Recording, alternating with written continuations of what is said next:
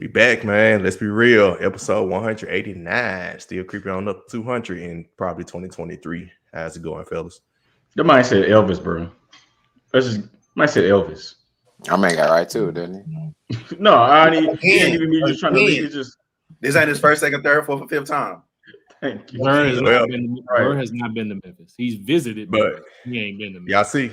Y'all see, man. Y'all see, we got somebody on the show who probably been as disappeared as Elvis has last amount of time. Burr called me Elvis. Wow.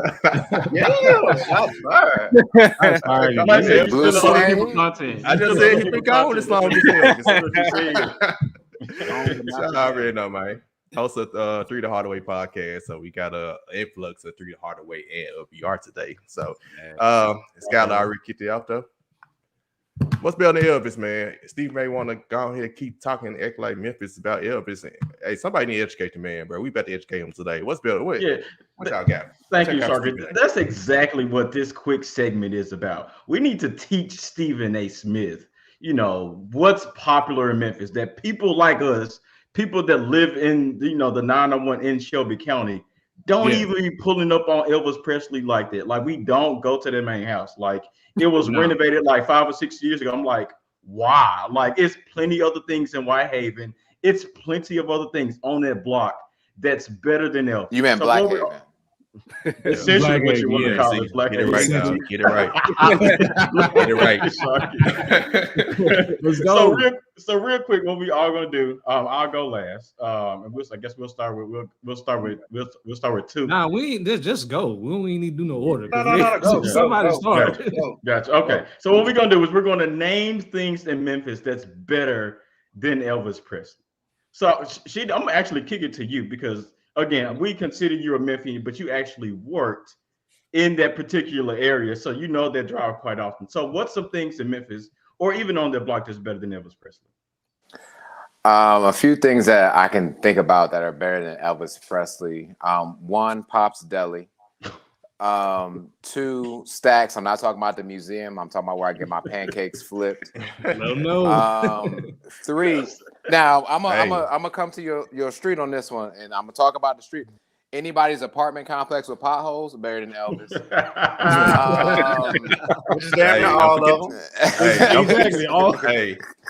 Don't forget the huge speed bumps either.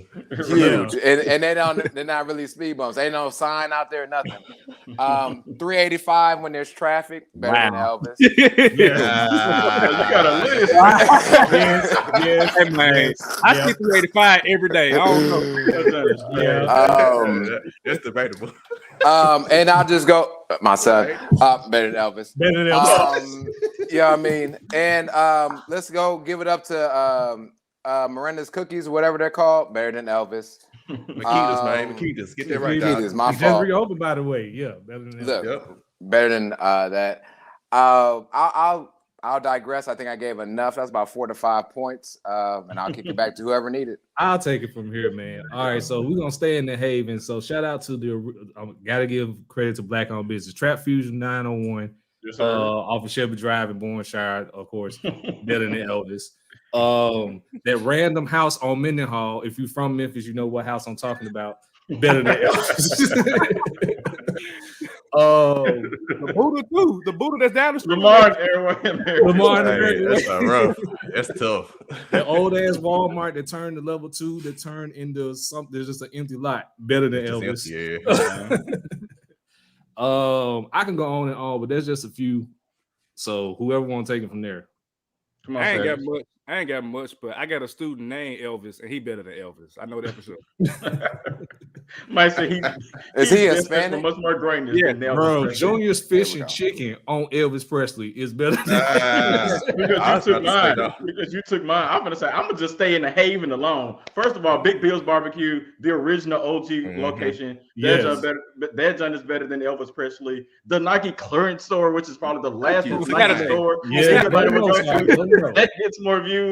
I mean, come on, we can keep it a buck. Dodge's Chicken is literally half a mile away. The true Dodge's Chicken, with very few gas stations, you actually go into the gas station for food and chicken before you even go for the gas. That's good. What else is down there? Krispy Kreme, which is half a block away. Piccadilly. I'm still in Whitehaven. Hey, go ahead, Hong Kong. Go ahead, Hong Kong today. The empty ass Southland Mall. Exactly, the Southland Mall. And the Southland Mall get 50 people an hour. And a day. Still get more. Hey, y'all, man, the whole Elvis Presley Boulevard Street over Elvis Presley, man. It's better. See, fragrances in Whitehaven, it get better views than it get more popular. Them two random dudes that was in front of the Graceland sign singing and juking in front of the Graceland sign. That's better. Oh, y'all remember homie that used to do the newspapers? I was just about to say that. Speaking of newspapers, the wanted list, the convicted list, they just come out every Tuesday for $1. Let me get an ISO. Let me get an ISO. I got some. Hold on. Let me get one for you, man. Get one. It's all good. I don't sales over Elvis Presley, man. That's just been there for a minute. X-Lines Pizza. Let's keep it going. Sir. Yes, sir. All right, so pretty much I want to do an ISO because, for one, we do need to say to Stephen A. Smith, there is so much more than Memphis and Elvis. Every time you talk about, you watch him on First Take, he talk about Elvis, he bring up Elvis signs. There's literally one Elvis sign in Memphis, and it is letting you to know that this exit is from Graceland. Stop with the bullshit. Stop. So what I did is that I actually looked up people from Memphis that's actually going to shock a lot of people that's listening. So make sure y'all pay attention during my ISO. So first, shout out to Mr. Ching, Ching, South Wings. Moneybag Yoda, Yo Goddess of the World. Jack Purtle, shout out to Jack Purtle. That's we want to give animals. Shout out to Peter. Shout out to Jarav. Make sure y'all go check him out at the Memphis Zoo. Hold on. They traded him to the Utah Zoo. Yeah, he's in the Utah Zoo now. We at least get 2 draft picks. He's from Memphis, though. He's from Memphis. All right, there you go. More love than Elvis. We got a lot more love than Elvis. But, all right, check this out. Aretha Franklin is from Memphis. Kathy Bates, you know her, great actress, from Memphis. Leslie Jones from SNL is from Memphis. Jerry the King Lawler is from Memphis. Ric Flair, a lot of people didn't know, is from Memphis. Woo. Isaac Hayes is from Memphis. And last but not least, Free Pooh Shiesty, because he's from Memphis. Hey, as long as with a bunch of the cast from P Valley. Hey, Mill Creek Apartments better than Elvis. Man, can't leave off for at least Neil, man. At least Neil, at least Neil, man. Like, come on, I need to get at least. Definitely. Man, I got one for y'all. We don't even consider Justin Timberlake from Memphis, but give me Justin Timberlake over Elvis. Take him before Elvis. We'll take him over Elvis. He worked with 3-6 Mafia. We'll take that. He's still Oh man, that was fun, man. Rest in peace, Dolph. I know you mentioned him. Of course, he passed away from rest in peace, Dolph, over Elvis. Yeah, Stephen A. I don't know. Just holler at us, bro. Next time. It's okay. We're gonna take this 8-minute clip and send it to him. He ain't got no choice but to listen to it. Exactly. We're gonna send the whole 8 clip to him. We got you. Yep. Come to Memphis. We got you. I promise you. Like, Memphis is more than Elvis, because half the black people here, not even half, 90% of the black people here don't even mess with you on mute. Y'all know, man, I used to work at Graceland, and let me tell y'all this: during Elvis week, during the height of Elvis's celebration of birth and death, whatever you want to call it, celebration of death, literally that's the only time Memphians would go to Graceland, if they go. So I'm letting you know, as the celebration, the height of celebrate Elvis, most of the people there are not from Memphis. Come on, Stephen. I'm about to say it's so bad that literally none of us know when Elvis week is. Exactly. Don't even know when it is. Now I can't say I did watch that movie. That movie was pretty good. I ain't gonna cap on it, but yeah, the movie was really good. I ain't gonna cap on it. But give it a buck with it. But yeah, like we said, it's probably a lot of things we probably didn't even name, right? So we definitely seen this clip out. Everybody from Memphis, y'all go ahead, chime in when we seen this clip out, and also just check out the episode, of course. Literally just at Stephen A. Smith at this point. Right, at him, literally. We're gonna let you know at him. But y'all already know, follow us on Twitter, Instagram, and Facebook at LBR_media. Subscribe on any podcast platforms, 11 different platforms, and including YouTube. So it's actually 12. So y'all know where to find us. And meanwhile, let's get started with our intro.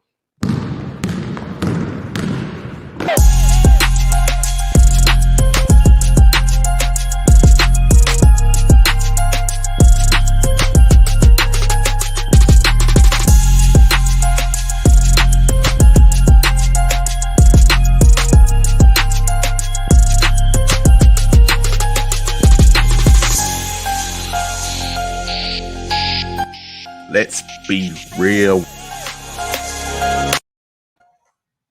First time since we dropped the video, we actually got all 6 members on the picture on here.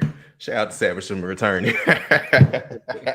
The prodigal son returns. Let's go. All right, man. It's funny how him and Trevor swapped 6-man status. It is what it is. Off the bench, you know what it is. Yeah, Trevor. He's instant offense. You know how it is. 6-man. You know how to do it instant plug. What's instant offense? But you was 6-man like Louis. Louis since retired, so it kind of makes sense. You're ain't the same. But kick things off. College football playoff rankings. The first one drops next week. Of course, there are games to be played today. We're recording Saturday morning before the games. But basically, you're predicting that these teams are going to win today to be in these college football rankings. So, what do y'all predict would be the original 4 teams in the original ranking November 2nd, the next Tuesday? Starving Scholar, Took, if you want to participate. Sheedy, Trevor, and this guy. Y'all got it ready. Y'all got it. I'm not gonna spread this information. Y'all got it. I'll make mine real quick. I think 1 should definitely be Georgia. I think we've all seen what Georgia looked like. Georgia's looked really, really good for the most part. I think they had a week or 2 hiccup where they didn't look as dominant as they normally did, but I think Georgia will be up there. Ohio State, shout out to Shitty School. I think they'll be up there. 3, I think Tennessee should be up there. Dang it. I think Tennessee should be up there. Huge win that they had against Alabama. They've pretty much held their ground in terms of beating teams that they're supposed to beat. So I think they have a pretty good resume. And I guess I think I'm gonna put Clemson up there for as well too. I think I'm gonna put Clemson up there. Quarterback looks a whole lot better than he did last year for the most part. I'll say that. And I think at the end of the day, I think they'll run the table. So those would be my 4.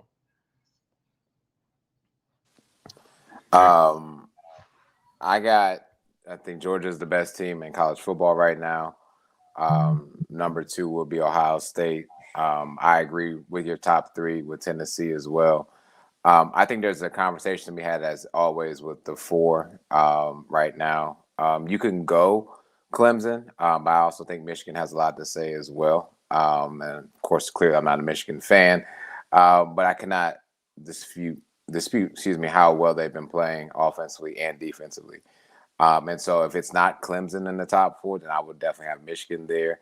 The crazy part about all of this is we all know that Nick Saban and them Tide are going to be somewhere. They ain't going to fall much further past 6, to be honest. I'd be shocked if they're anywhere past 6. But right now, if you're talking about those top 4, again, I think Michigan and Clemson can be interchangeable. But I also would not be surprised if the media said, hey, yeah, let's put Alabama back in there for some strange-ass reason. Yeah, I'll keep mine short. Of course, at the top, you got the Georgia Bulldogs. They've shown thus far that they're the best team in college football. Y'all got Ohio State second. I'm sorry. I'm going with the Tennessee Vols at second as the number 2 team in the nation. You cannot ignore this resume, what Tennessee has done this season. 4 wins, if I'm not mistaken, 4 wins this season against the top 25. 2 of them in the top 10. You just can't ignore that. I'm sorry, Ohio State, until you play somebody and actually destroy them. Maybe the case today with Penn State, but until you play somebody, I can't put you above 3 where I have the Ohio State Buckeyes. No disrespect to them. They've looked great this season, but I just don't feel that they've been challenged, which is typically the Big Ten every year with them.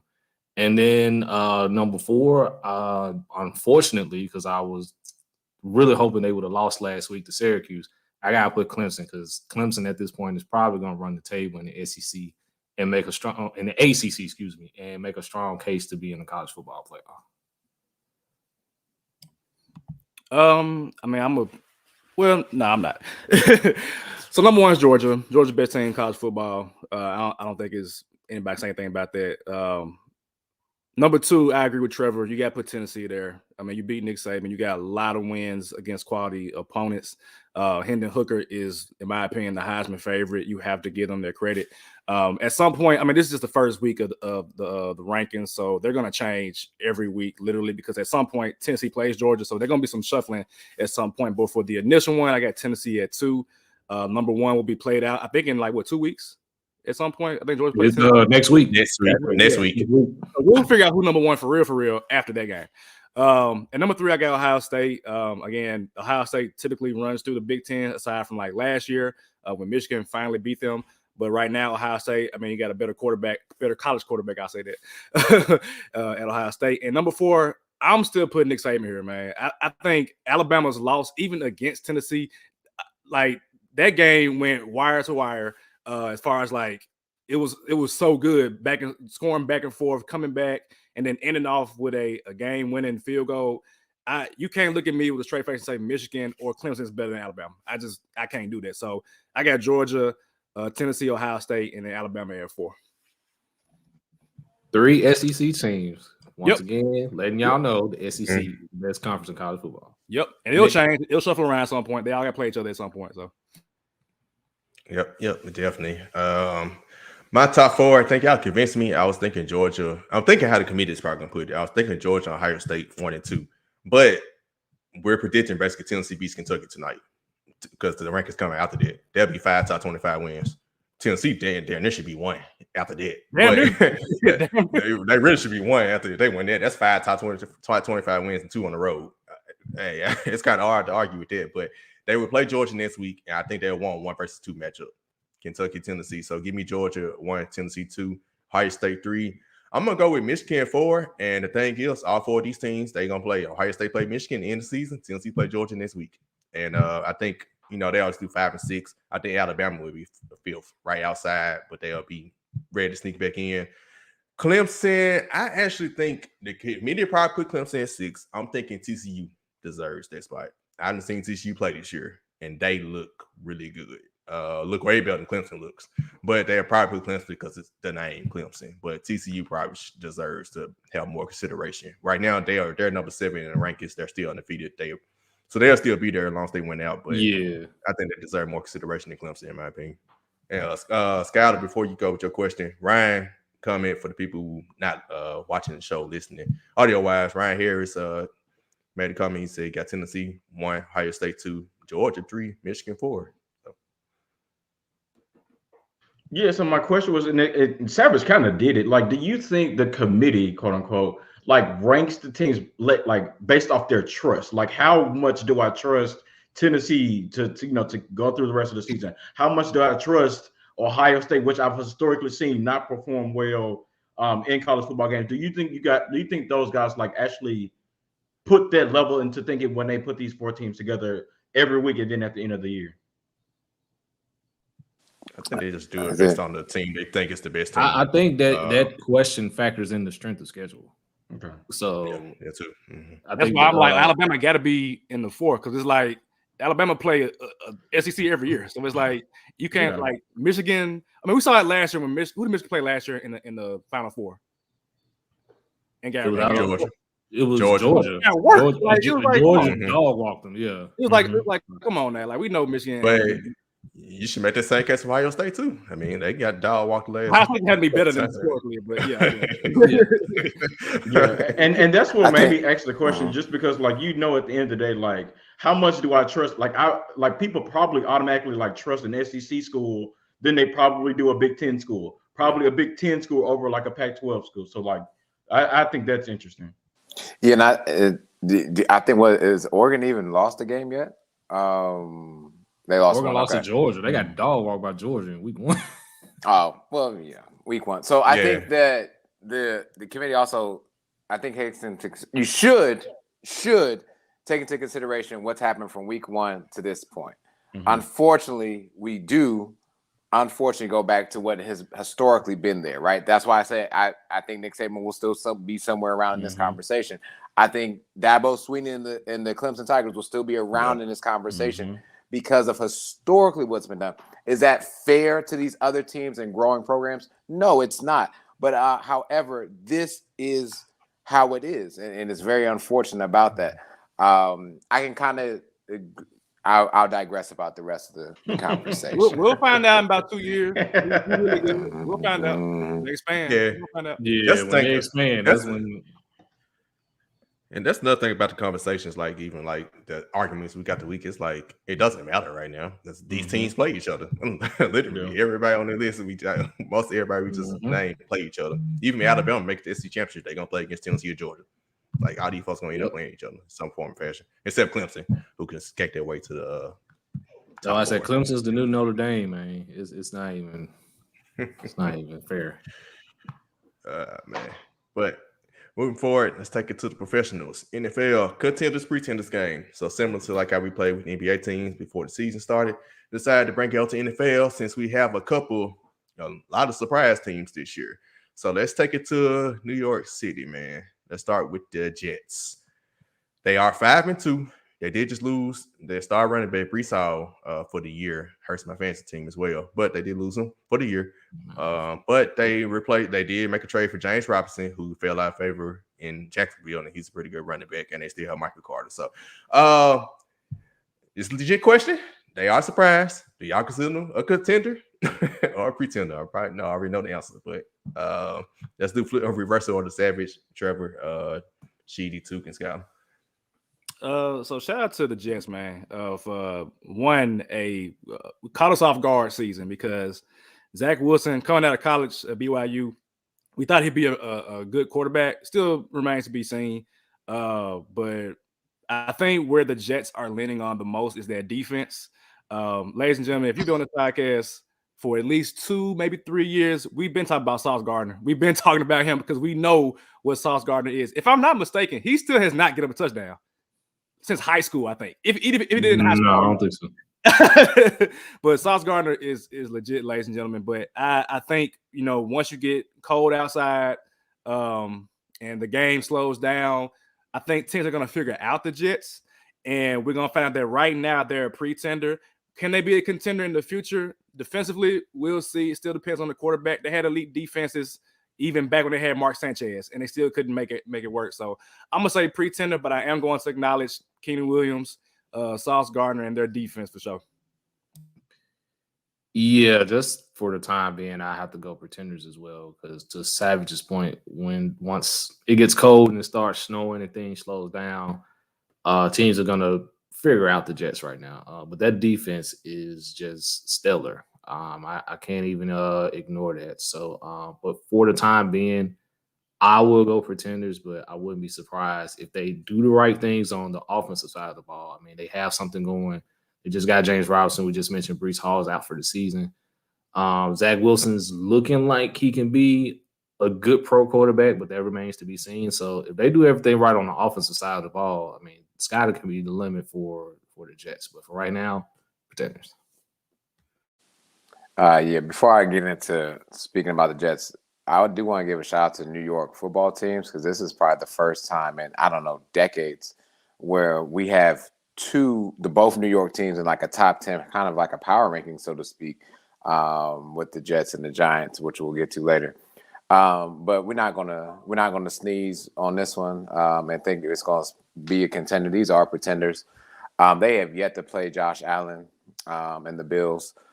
They have yet to see the Patriots as well in their own division. They have a pretty decent schedule in front of them that will really test the litmus test, so to speak, for them. Now, the crazy thing is this a playoff team? They damn near could be in the playoffs, but they're not going to win the division, and I do not see them contending for not only just a Super Bowl, but an AFC championship at all. If they do make it into the playoffs, then they are going to be outed in the first round. However, hell of a season because I can tell you right now, I did not see the Jets at this point being 5-2 at all. And you're right. Shout out to Hot Sauce Gardner. Oh man. So as far as Jets football, of course, I think they can contend for a playoff spot, but do I expect them to contend in the playoffs? Nah. But Sheedy brought it up. They yet to play Tom Brady. They yet to play, Bill Belichick. They yet to play Josh Allen. That's what I meant to say. And if you look at everybody they have played, the good teams that they played against, the Ravens and the Bengals they lost to. They beat the Browns by 1 point. They beat the Steelers. They beat the Dolphins without Tua. They beat the Packers. We know what they look like. And lo and behold, they beat the Broncos. And don't let me get me started on them. So the teams that they beat, they're weaker teams. So I do want to see them go against the Bills just to see how good that defense is. Because Sauce Gardner is the truth. Zach Wilson is coming on as a pro quarterback. And the fact that they went out and got James Robinson just like that, let the players know that this is a season that we're not taking for granted. So I said you can contend for the playoffs, but in the playoffs, I mean, that'd probably be a different story. Yeah, I go Pretenders as well. Ryan literally took the words out of my mouth. Like Robert Salah definitely needs to be in that conversation for Coach of the Year.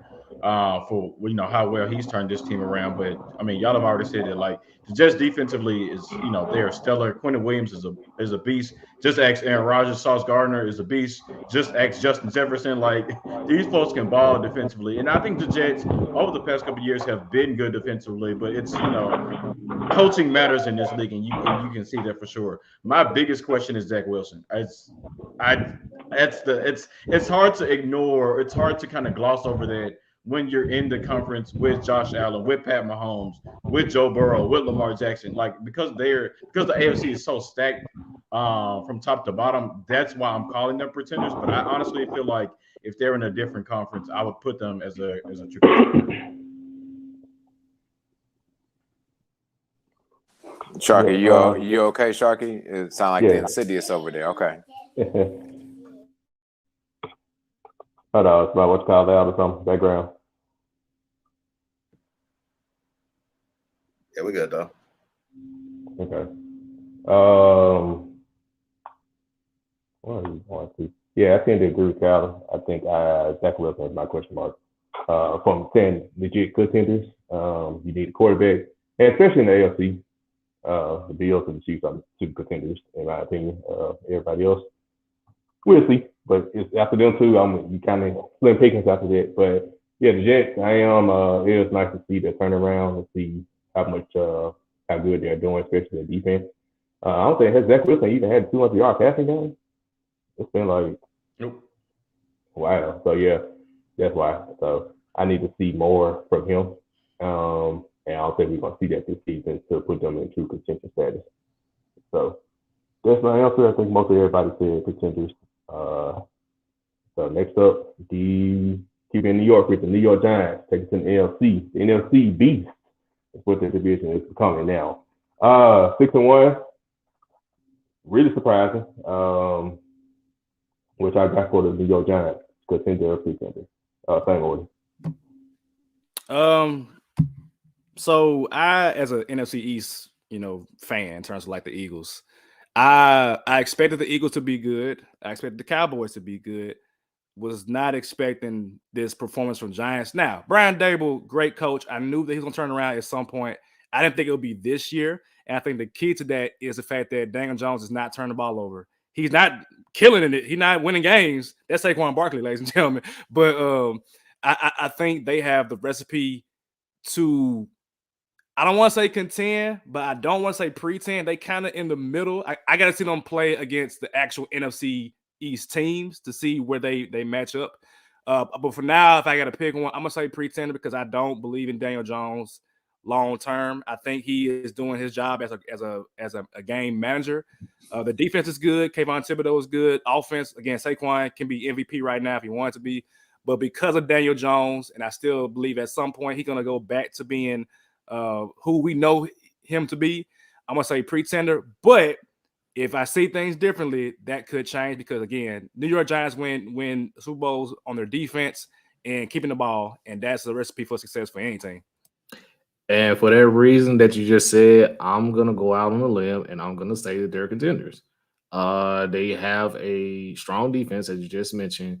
Daniel Jones is not turning the ball over. He's definitely doing his job as managing the game. And to be honest, Brian Daboll has instilled life in this team, who is my pick for Coach of the Year. He's gotten everybody to buy into what he's trying to do. And it's shown on the field. Saquon Barkley, what a resurgence from just a few years ago because we thought that this man was done. Like, because injuries after injury after injury, we literally thought this man was done and wasn't going to return back to what he was his rookie season. So good to have him back. As long as they keep this up, they have the formula to not only get to the playoffs, they have the formula to win in the playoffs. I'm kind of a little bit with Savage. I kind of want to see them match up with the rest of the NFC East, but just because they have that formula alone and it's working for them thus far, I'm going to go Contenders.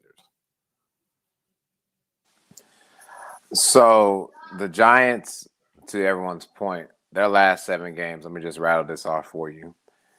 At Cowboys, Commanders, Eagles, Commanders, Vikings, Colts, Eagles. Those last 7 games are really going to separate the boys from the men right there. And to the point that's been made, they haven't legitimately played within their division quite yet. They played it against the Cowboys. Yeah, that was a loss, but, tit for tat, what have you. Am I going against the other wins that they've had? No. The Jaguars actually a surprising team this year. They beat the Ravens. They beat the Packers. The Bears don't really count, but I guess. And there's some other teams that they beat as well. I won't go into that. But I want to call them pretenders. I'm not going to go on a limb yet with them because to the point that's been made, I got to see them. That 7 games, that last 7-game gauntlet, that's going to really show who and what they are. Now, the difference I've seen between this Giants team and the Giants team of the past that went on that immaculate run, Michael Strahan. This is back when Jason Pierre-Paul had all 10 fingers. And, they just had a great, front four. So to me, I would just say I'm going to hold off on that for now and call them pretenders. I'm gonna be quiet, though. Yeah, Shitty, I'm literally with you on that. Like, it's kind of like out of all the teams that, you could be on the fence about, like, this is one of them. Like, you can see the potential, but it's still like a what else. Like, and, with the strength of their schedule being a lot stronger than a lot of teams, will this make them in or would it, where they stay boys? Will Daniel Jones go back to throwing the interceptions and fumbling the ball?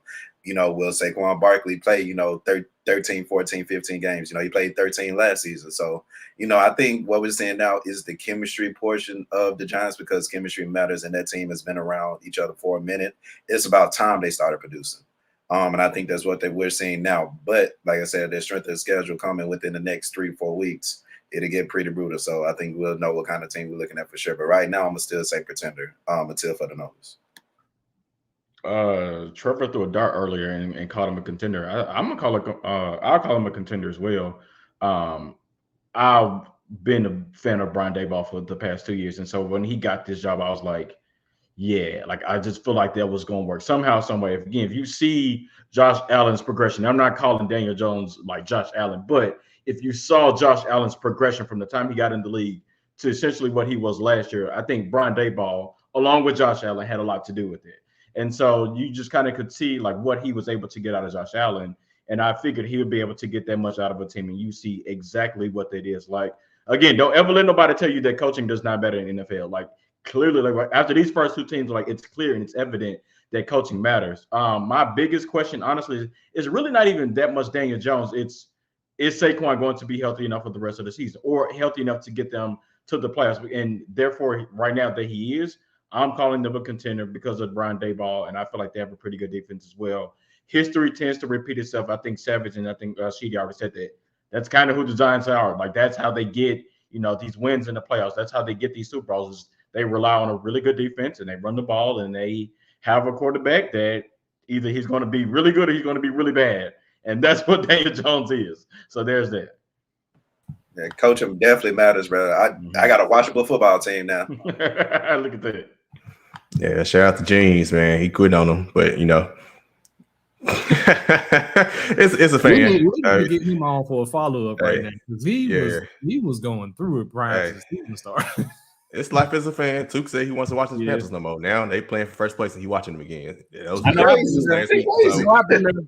would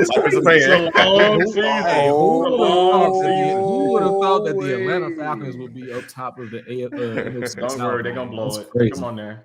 Yeah, they'll blow it. And Tuke, there you go. Your Panthers got a chance because Brady's going through it right now, and the Saints, they don't even know who they want to start. I tell you what's gonna be top 2, man. Hey, we got to let go of that rule guy.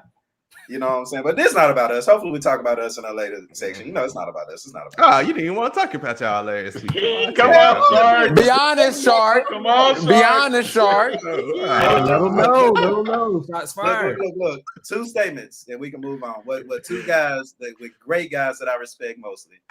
Coaching matters. That's what one guy says. It's on the spot. And the second is information change. Look at information change. And guess who's on this episode? And guess who's on the episode? Information change in terms of like that's the same thing. Like, yeah, I was wrong. It's okay. Yeah, I was wrong. There we go. That just at the end. Yeah, I was wrong. Matter of fact, next shirt I did, I'm gonna get it with Austin, man. Information changes, scratch out. Yeah, I was wrong. Like yo. But no, we getting that shirt. No, that's a go. That's a go right there. All right, man. But man, this is a little tough. I'm gonna lean more towards this is probably a wait and see, but I'm gonna say pretender for now. And it's not necessarily because of Daniel Jones, it's because of the weapons. Outside of Saquon Barkley, air wide receiver, they're kind of like they're the same position as the Titans.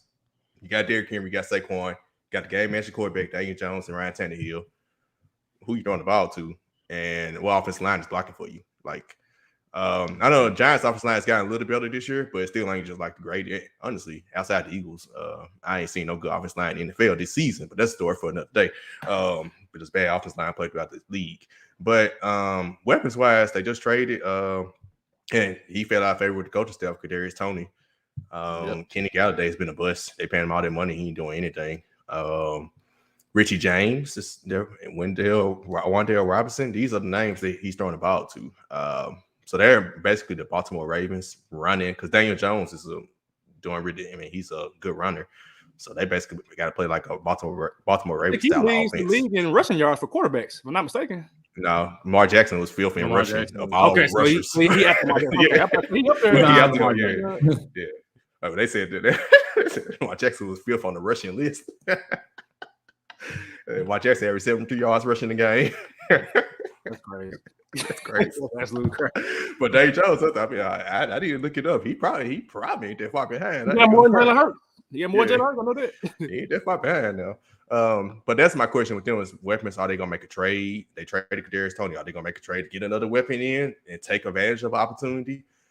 We have seen game managing quarterbacks win the Super Bowl before, so it's not too out of the realm that Daniel Jones can pull it off, but he needs somebody because the options he got now, it's gonna be rough slim pickings for them going forward. They gonna have to depend on those. But next team, let's go back to the A. Now let's keep it in the NFC. Minnesota Vikings, 5-1. I know doing our top 5. I think Tuka's the only one who mentioned him in his top 5 rankings. Maybe somebody else did when we did our top 5 power rankings a couple weeks ago at the time. But the Vikings are slim. I mean, definitely number one in the division. The Packers are 3-4, about to be 3-5 with the Buffalo Bills coming up Sunday. So, are the Vikings legit contenders or are they pretenders? I was about to say reverse the order, but Scott just went off camera. So, same order. I mean, the Vikings. I mean, we know about their weapons on offense. We know about just overall defense. But Kirk Cousins is still their quarterback, so I'm gonna say they're a pretender. I can't see it with Kirk Cousins unless the only way that I would say that Kirk Cousins will, well, I don't say Kirk Cousins, but the Vikings will be a contenders if they change quarterbacks. I can't look Kirk Cousins. I can't do it. I cannot. I mean, Daniel Jones, Kirk Cousins. That sounds crazy for me to lean either way with the Giants and then say that the Vikings are a pretender. But I just got to with Kirk Cousins, man. That's y'all boy, Mr. Barbecue himself. So, hey. To your point, Savage, before Trevor go, I think the difference between we haven't seen Daniel Jones in that situation. We've seen Kirk Cousins get to the playoffs or get touchdowns and blow it. Yeah, we've seen it. We haven't seen Daniel Jones in that position because the Giants have been bad. So the unknown versus the known. So I get the point. Yep. Yeah, I mean, this is literally the Giants on steroids. I'm going contenders here. They're gonna win the NFC North. They're gonna actually have a home game this season in the playoffs. And we've seen the last time the Minnesota Vikings had a home playoff game, they upset the Saints. with that big play to Stephon Diggs. So Minnesota is going to be a tough out. I don't see them like actually going to the Super Bowl because to Savage's point, Kirk Cousins is their quarterback. But to the same thing, it's the same thing with the Giants. It's just a little bit more on steroids. I really, they have the formula, but in addition to what the Giants have, they also have the weapons as well. You know, you got Dalvin Cook, you got Justin Jefferson, things of that nature. So for now, because of their situation and where they are in their division, I'm going to say Contenders for the Vikings. Before we dive back into for the Vikings, I just want to name you the top 10 running backs or top 10 rushing yards for quarterbacks. So it's going to surprise you real quick. 10, Joe Burrow. 9, Jacoby Brissett. 8, Geno Smith. 7, Marcus Mariota. 6, Josh Allen. 5, Kyler Murray. 4, Jalen Hurts. 3, Daniel Jones. 2, Justin Fields. Because he's running for his goddamn life every play. And then we know who's up top for Lamar. But getting into the conversation, right now the Vikings are the second best team statistically in the NFC. And so you can go out on a limb, or you could just let it be known. Get him out of here. Get him out of here. Get him out of here, man. Hey, it's creative. No, because he should have been gone for the Jason Pierre-Paul comment. He really should have been. That's what he should have been gone on. Yeah, should have been gone a long time ago. His badge should have been revoked. If we keep it in the book, he should have been gone. Somebody should have took his badge and walked him out the freaking. Hey, Tony Reality would have muted him. Man. Tony Reality. But first, I do want to give kudos to Tuke before he goes. Man, he was the one that called the Vikings to win this division before the start of the season, and I was with him when we did a top 5 power rankings because the Vikings they're there for now, and I'm going to continue to call them contenders. I know you don't have to believe in Kirk Cousins. Hell, I didn't believe in Eli Manning. I didn't believe in some other quarterbacks that went on to get a Super Bowl, but because Jimmy G. I mean, think about the team. It's Nick Foles. Ooh, that's a touchy subject. That's not Nick Foles. If I remember correctly, I don't see Nick Foles throwing too many passes. Hey, he just got promoted to backup quarterback in Indianapolis. He's a backup quarterback right now. So he was third string. Right, what a promotion. Kirk Cousins still getting that guaranteed $20+ million a season. And so I'm going to say that they are contenders. We've named some other things on defense, but I mean, Dalvin Cook eventually is going to dial it in. You got 2 weapons at receiver. They have enough to contend with the Eagles and any other team that comes out as a surprise with the NFC. And the NFC is a weaker division, weaker conference, right? So for now, yes, they are contenders. For literally what you just said is why I've had them in. The NFC is definitely a weaker division, weaker conference. But when you look at the team around Kirk Cousins, I mentioned early chemistry. Like this team, the core of this team, for the most part, it's been around for a minute. When you got, arguably the best receiving core in football with Justin Jefferson and Adam Thielen, and then you got Dalvin Cook who's healthy. Like the sky is literally the limit. And when you hear reports of how coaching affected the game, especially at the end of games, because the Vikings did lose a lot of their games, by a touchdown last season. When you fix that problem and get a coach that actually wants to see Kirk Cousins succeed, I think that's what we're watching right now.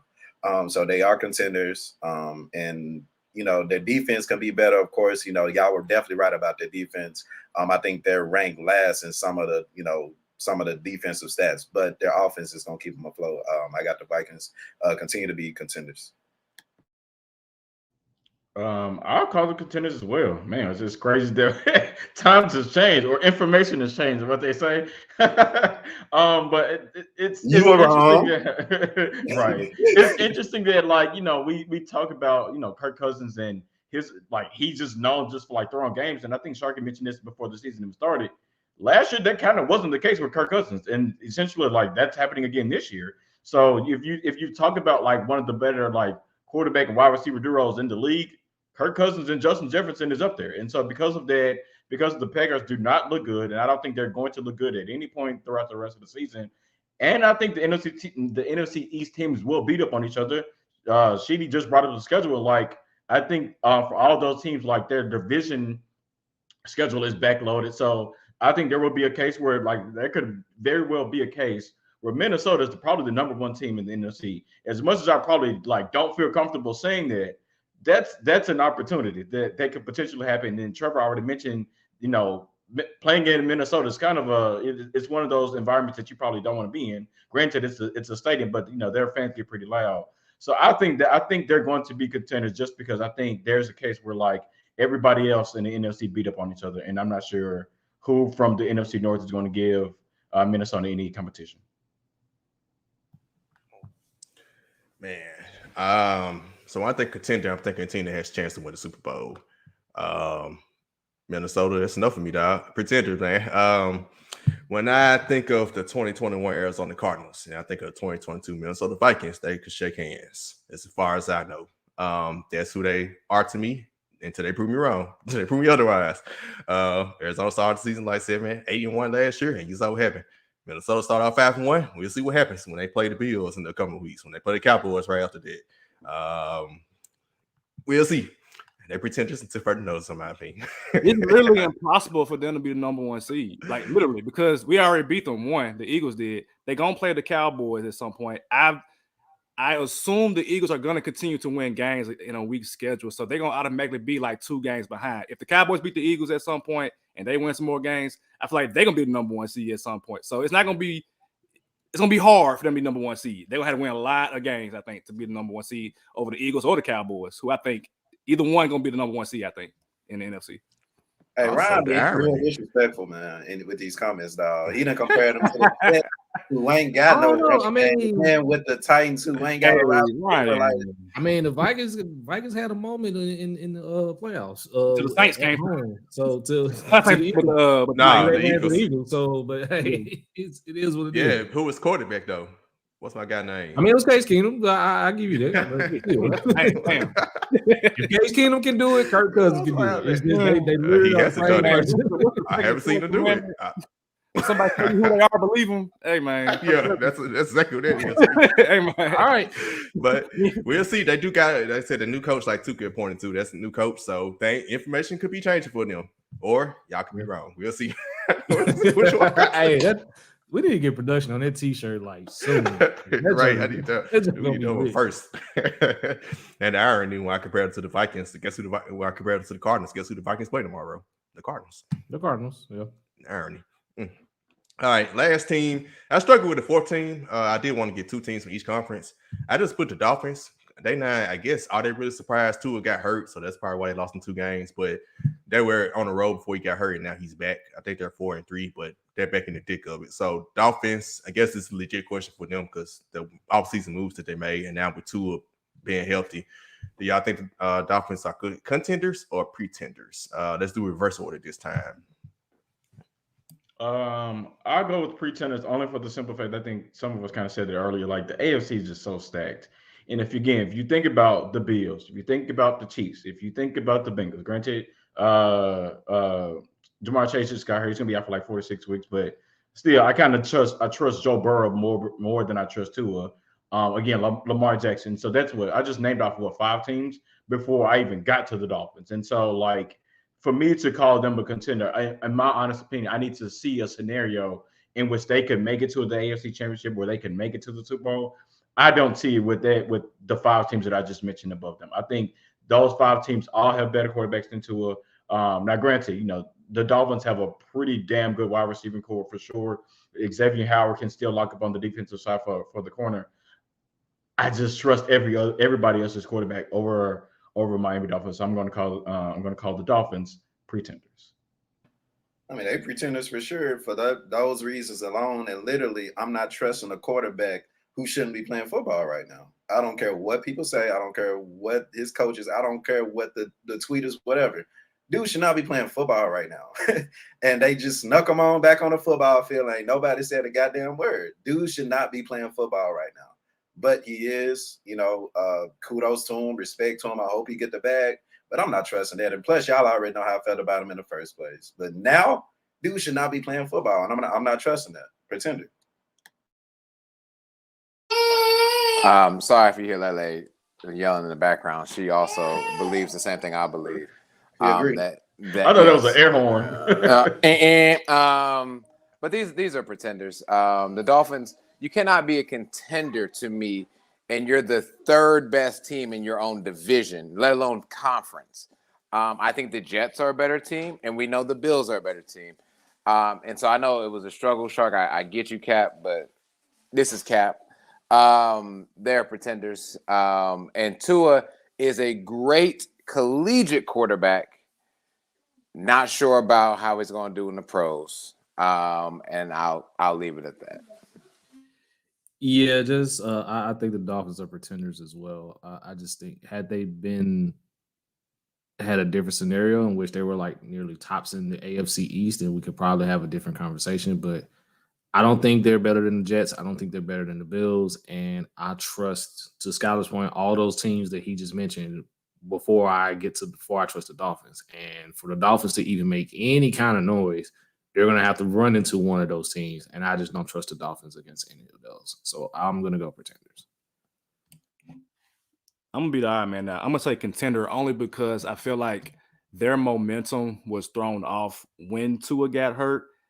They did win last week against Pittsburgh to kind of get back on the winning side of things. But I feel like looking at their schedule coming up, they have an opportunity to chain together some wins. You got Lions, you got Bears, you got Browns, you got Texans before you go do a reunion in San Fran for their current coach. I'm going to go contenders for now because I feel like I said it before in the past that the Dolphins, like special teams, is elite. Their defense is good enough. And if Tua does not turn the ball over, you can chuck that mud downfield to Tyreek Hill, and he going to find it one way or another. And that's a way to open up the offense. So I'm going to say contender for right now, and hopes that Tua, to Tuke's point, doesn't get injured again. He should not be playing football. I agree. Savage. Finish is fine with me. If a person shows you who they are, finish it.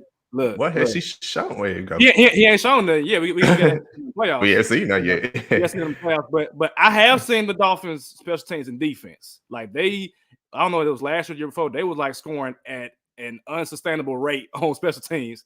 So they have an elite special teams, which can make or break games depending on how you look at it. So I'm gonna go contenders for now because again, I think they get back on track these next 3 weeks. Similar to what Ryan just said, 80% to 90% of these teams are pretenders. Hey, I agree with you, Ryan. After the Chiefs and Bills, that's it. Skyler named off like all these other teams. It's Chiefs and Bills. Whoa. No, I'm talking about the AFC. I'm talking about the AFC. Okay. Oh, yeah. I'm talking about the AFC. Oh, please, Savage. Yeah. You saved that.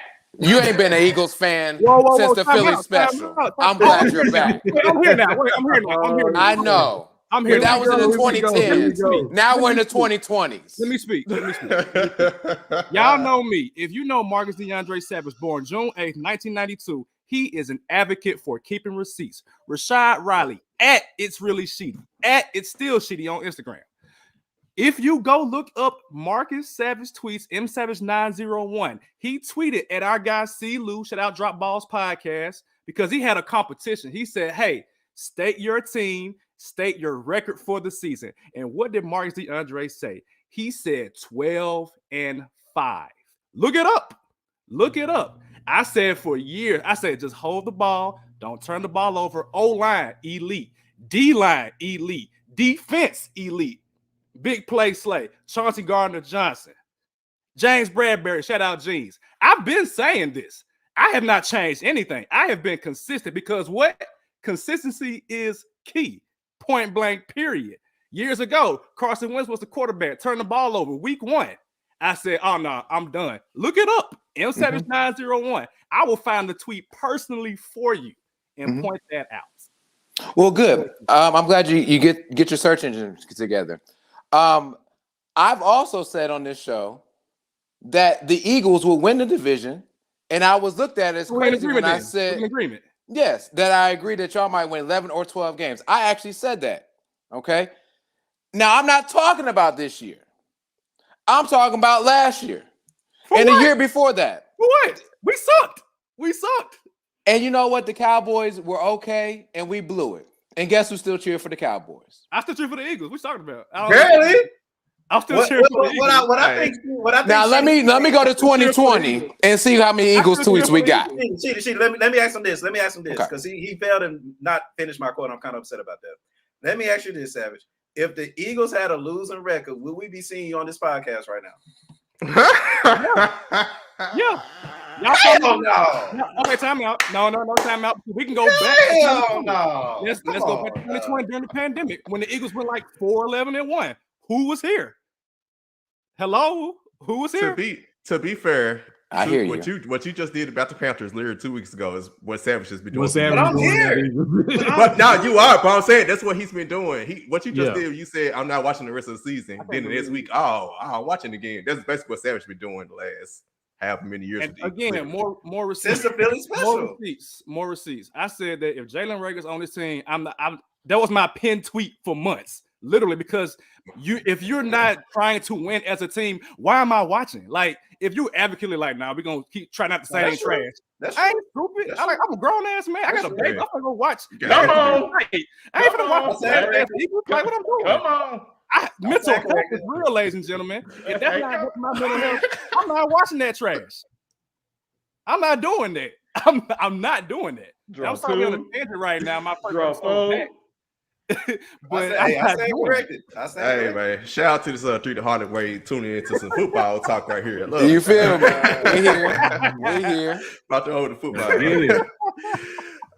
Man. I'm done.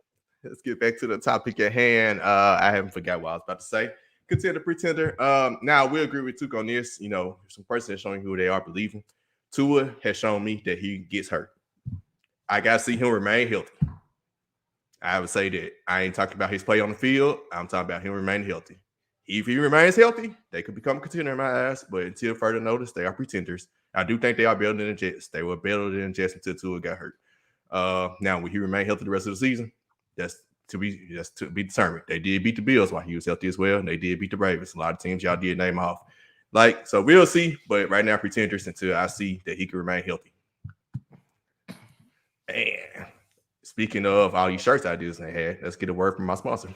Let's Be Real Media is pleased to announce we are sponsored by Ralph Brand. Ralph culture is surrounded by skates, punk, and hip-hop art. We are looking forward to co-designing materials for this journey with them. Please visit ralphbrand.com for purchasing merch now and for future collaborations with Let's Be Real Media.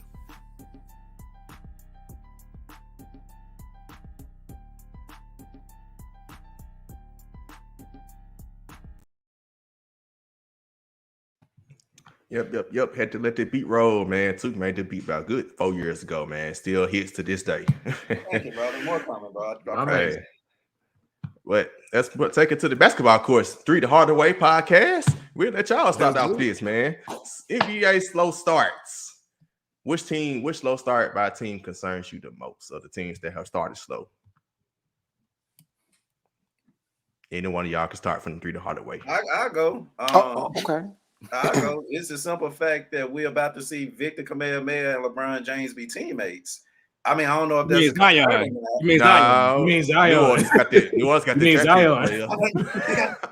Zion and Victor Kamehameha finna be on the same team. Yeah, because if the Lakers get a high pick, it goes to New Orleans. New Orleans got a pick swap at Anthony Davis trade. That's the concern that the Lakers traded. New Orleans got that pick swap for the next 3 years. Tough.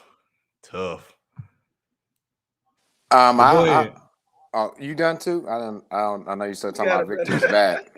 I mean, I know I got Miami on. We're always a slow start, so we go ahead and say what you want to say. I don't mind, but I'm gonna go ahead and stay in Brooklyn. You talking about Victor going to LeBron's team? Victor might be going to Brooklyn. And it's not because KD and Kyrie not playing basketball. Both of them giving you about 30 damn near a night every other week or every other game. But God, dog, y'all gonna play some defense, Steve Nash? I mean, Lord have mercy. Hey, did Steve Nash play defense? Coaching, right? And go ahead and turn me down because I'm about to be loud. He was mad as hell. What happened? I ain't catch what happened when he got kicked out of the game. I ain't catch what happened. Well, who got kicked out of the game? He lost. Luka was torching him. He got tired of seeing Luka torch him and decided to take a break. Mm-hmm. Benjamin Button Simmons. The hell you airball layup at 6'10"? Ain't your wingspan about 7'6"? How much further you gotta go to the rim? He's really a shell of himself, gentlemen. He's really a shell of himself. And this Nets team right now, if we pulling up the rankings, are in the conversation, not for the play-in, but to see if they will get Victor or not. And so I'm gonna say with Brooklyn, and you know, I don't know what to say. If you're gonna talk about a slow start, I definitely gotta talk about the Nets about a slow start.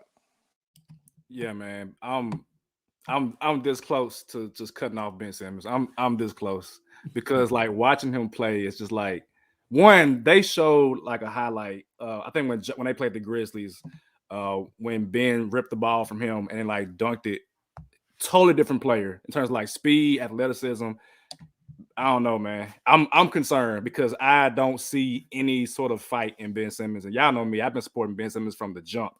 And I've been fighting for him for the jump, but I have you have been longer than the Eagles. I'm sorry. Stop it. Anyway, this is basketball. Ben Simmons, I can't defend him anymore because he can't defend apparently. So aside from the Nets, as far as concern, I mean, I'm still looking at Philadelphia 76ers, even though Maxey went off, AWF off last night. The body language of Joel Embiid still concerns me. The sustainability of like James Harden and that offense in general concerns me. So I'm gonna talk about Philadelphia. I think Philly, in terms of like sustainable offense, doesn't look like it's good for them right now. And lead pass Trevor can go next. All right. Well, first and foremost, Sheedy, I had to fact check you a little bit. So if the Nets do end up in the lottery, they wouldn't even have that pick anyway because that pick will go to Houston. So the Grizzlies are screwed either way. Goodness. The damn division. Goodness, yeah, man. It's not it's kind of a slow start because it's early for them, but I just know, given their pedigree and things of that nature, that they'll get it together. But a team right now that I'd be concerned about that's having a slow start is the Golden State Warriors. They're not the same defensively as they've been in recent past. One game that was really alarming for me was a game against the Sacramento Kings. The score in halftime was 89-70. Now, I'm not upset that the Golden State dropped 89. Like, how do you give up 70 points to Sacramento Kings team and Mike Brown doesn't even know who he wants to play because he's changing his rotations every other day? So that's pretty concerning to me. The game against Phoenix, in which Klay Thompson had his first ejection because Devin Booker was cooking him, that could be an early sign that Klay Thompson may be slowing down and possibly, may not be on this team next year. We already know the situation with Draymond Green. We already know this team is not big on size. I think, honestly, for them, they need to go ahead and just start James Wiseman and just let him take his lumps so they can have some more size on the court. Eventually, they'll get it together, but this team is not the same that's been defensively. I think the loss of Gary Payton II is really going to hurt them going forward. So if I had to name a team outside of the obvious ones that everyone named, it'll be the Golden State Warriors right now. Well, I'll give y'all an obvious one. And I'm actually going to not even talk about the Brooklyn Nets because at this point, I've been saying the same thing for 2 years. So there's no point in me coming on the same podcast and saying the same thing. But I will say the same thing again about another team, the Philadelphia 76ers, ladies and gentlemen. We don't even need to wait. At this point, Savage, you can go on mute because I got you. We don't even need to wait until April or May. Well, it was never June anyway. We don't need to wait till March, April, to May to tell you what the Philadelphia 76ers are going to do. People tend to forget. People tend to overlook who Doc Rivers, also known as Glenn Rivers, is, ladies and gentlemen. They're 2-4 already. I don't see this getting better. Joel Embiid is hurt yet again. James Harden is yet again who he is. Maxey is, in my opinion, is saving this team, saving this organization. Props to him. He needs to get paid today, and that money needs to start in his account today. He is literally saving the Philadelphia 76ers, Joel Embiid, James Harden, their front office. They're 2-4, and I don't see it getting better. They're going to be my call out for the NBA slow start. Hey, I just want to point out that Tobias Harris has the easiest job in the NBA. Bro is making $100+ million to stand in the corner and not be. Who had him top 10 through the Hardaway? Who? Because somebody had him top 10. I did. Who had Tobias Harris top 10? I did. 10 power forward on through the Hardaway. Oh, power forward. Okay, I can see it. I did. Ugh, disgusting. Go ahead. I'm sorry. Oh, we'll converse later. That's y'all know. Check out Through the Hardaway, man. They're gonna give y'all this great content like they're doing on this show right now. Yep. But man, I mean, I'm glad nobody said the Lakers. I mean, it just is what it is. 0-5. Because it ain't shocking. It's not shocking at all. It ain't shocking. So I'm glad nobody mentioned them. Man, Brooklyn is very easy, but again, not shocking. I mean, but Kevin Durant and Kyrie balling, and guess what? They still lose. Now the owner coming at Kyrie on comments. We ain't talked about it today yet, but you know that. Hey, we already know the drama going on there. I mean, those two in Philly were the obvious ones, so I had to give it. And it's hard because Miami starts, like she just said, they start slow. I'm not concerned that they're slow start. They still got Eric Spoelstra's coach. They started slow last year, like year before. They do that, so that's just the thing with them. They're gonna figure it out. I might say the Clippers just to be different. Only because Kawhi Leonard missed a whole year and a half, and he's still like, I knew they were gonna do his, the whole load management thing with him, but he's like come out the bench, missing every other game. I was like, he not fully healthy. Like, yeah, that's concerning. He really is like that concerns me now. That could be an issue. I was scared. I was scared of Kawhi come play all the time, but he might just be like you said, finessing. He might just be chilling, like Chandler Parsons finessing. Like he damn close. Burr's making $1 million for every game he plays. So right, like I'm seeing John Wall come back and he balling, and Kawhi over here chilling.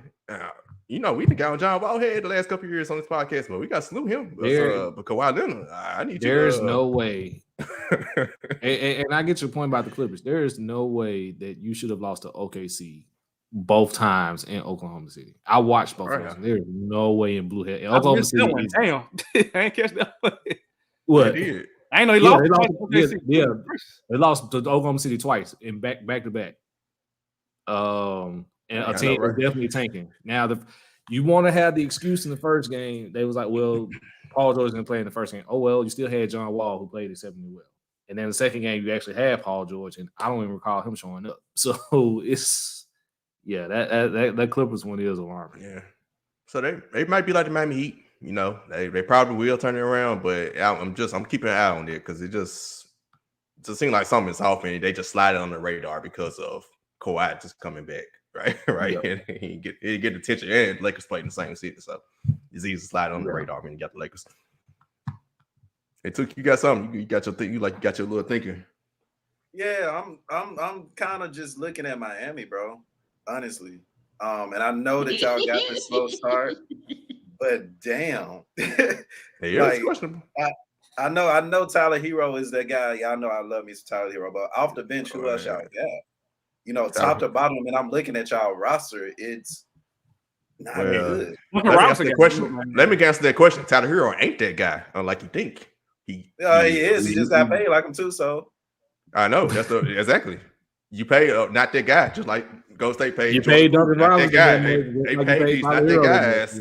That's the problem. Okay, let's talk about the. Okay, I mean, but you're kind of making my point. Then, if he's not that guy, then really from Victor. But kind of like last year, Miami win, kind of like the Grizzlies, they find a way with those undrafted guys. Type of deal. And Victor Oladipo, he hasn't been playing. He's not. Yeah, he hasn't suited up. That's who he's waiting for. Yeah.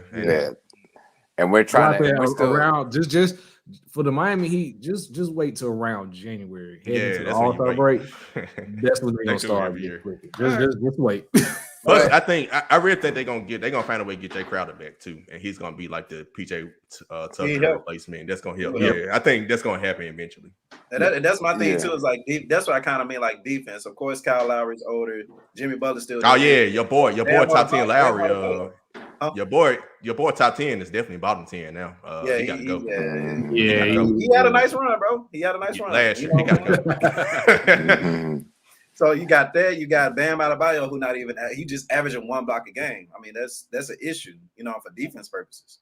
So that's what I'm like, from top to bottom roster, y'all got scores somewhat, but defense, who's stopping who?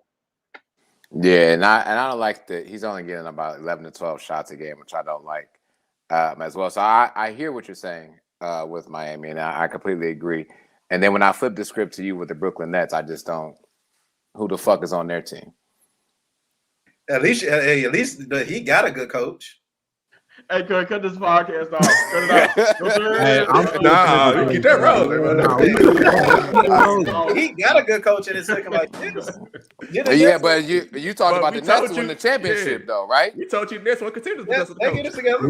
We told you years ago. When they gonna get together? They need Jason Kidd to go back to the point guard and Vince Carter the shooting guard, Bro, and or Jefferson. You have a guy in Ben Simmons who is owed $100 million over the next 3 years. And doesn't even want to play basketball. I'm just happy He needs a therapy chair. That's what he needs. The Nets are going to be trash. They're going to give their pick to Houston. Kyrie is out. That KD trade request is going to come up again. And them folks going to be stuck with Ben Simmons. And they're going to be even worse until they finally get their pick. That means drop 26. At the ladies when they said come to Memphis, he just smirked. Man, that made me boil up. I ain't going to even lie.